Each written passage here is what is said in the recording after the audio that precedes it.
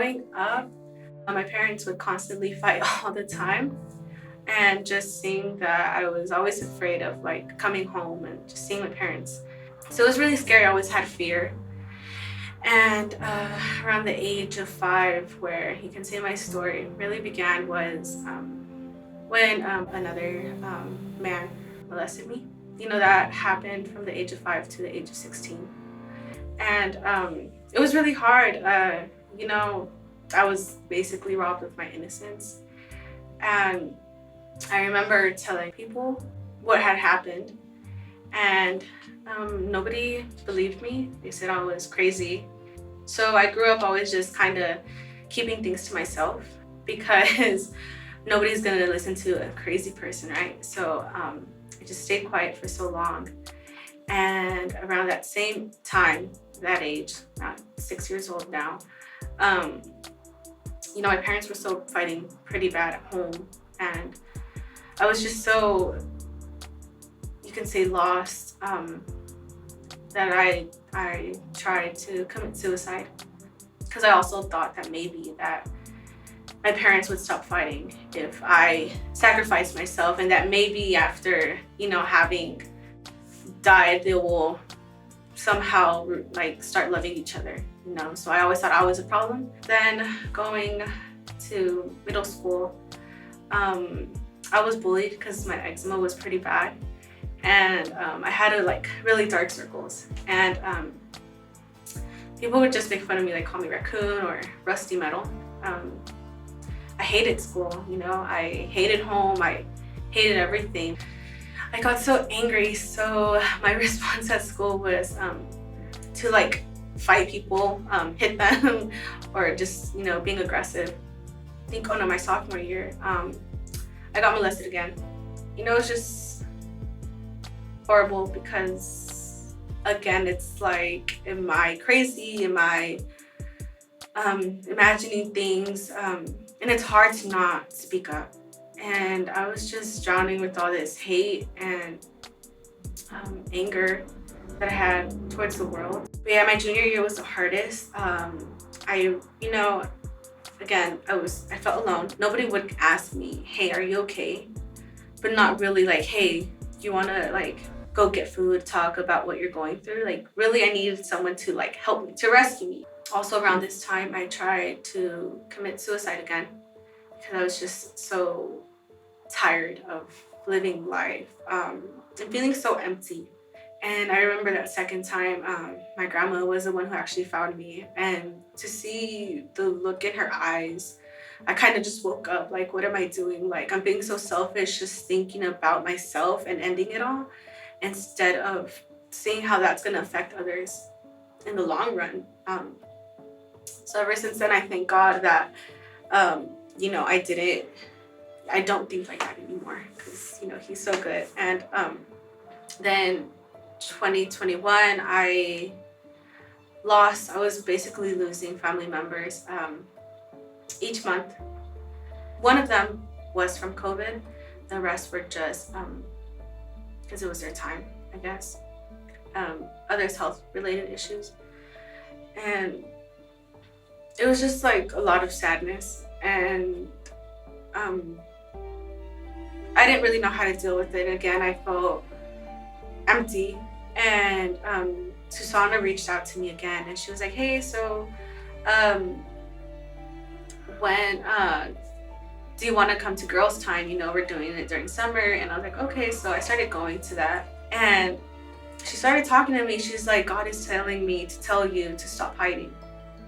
And I immediately start breaking down, because my whole life I've always tried to hide behind my friends, hide behind the easiest classes, because I never thought I was smart enough. Because growing up, I also would hear negative comments about my family, like, well, you're not good enough, you're too fat, nobody's gonna love you, you are unlovable, you're dumb, you will never graduate high school, you're never gonna be no one in life. And just all these things just kind of piled up, so I'd constantly hide from everything and wouldn't try things out. And when she said that, I was like, whoa, it's so crazy, because I've always tried to hide in the dark, right? And she started talking about my family, and nobody knew about things that were happening with my family and stuff. And that very day, I decided to give my life to God and I surrendered to Him. And I literally felt how all the brokenness that I was carrying, all the depression, all the anxiety, all the fear just kind of left out of my body.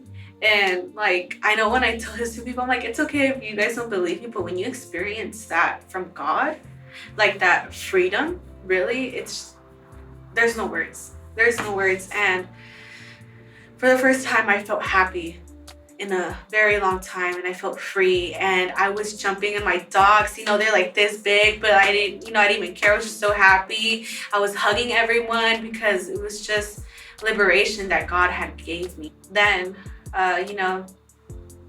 after that day, we're heading back home the next day, and then at 6:30, my mom gets a phone call, and when I heard her gasp, and that same gasp, like I just know that someone passed away, right? And she told me, something happened to your brother, which is my cousin, Dario. But he was more like a brother. We always grew up telling each other, oh, hi brother, hi sister, And she told me that, oh, like a tragedy happened to him. And I was like, no, like what happened? And she told me that he passed away. He was 22. And I think that was like the hardest one yet of loved ones that, had already passed away too during that same year. And, but the funny thing about it is that even though I was in so much pain, like God was there with me, comforting me. And I still think about it. I'm like, if I would have not gone to that retreat, I don't know where I would have been right now. Because I feel like I probably would have done something to myself just finding out that, he passed. God really got me through it.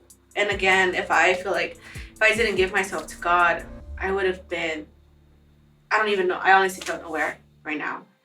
But I know that was God who was with me, who was walking with me during my pain, And, I miss him every day. But I know one day I'll see him again. And I was even the one who closed his casket, like, to finally put him to rest. And yet God gave me that strength to be able to do that. Mm-hmm. And I was able to help my family, to bring light again to such a dark moment in life. The fact that I was able to even get a smile out of my uncle, who was his dad, and to get a smile out of my family, it was just a huge blessing because God was really moving through me. And I met such amazing people too. And I God has his way of working, his magic. And I had the opportunity of telling people about God and sharing my story, things that I would never do. And I met one of my amazing friends there too. And now the whole little neighborhood, you can say they're my family now. And I wouldn't have had that if that wouldn't have happened. And that sounds horrible to say, but it's just the outcome that God had and the purpose that he had. It's just so amazing to see. And the fact that I also get to help people know about God is just so cool because there is a way out and life can get better. It's just up to us to open our hearts up to him and let him in.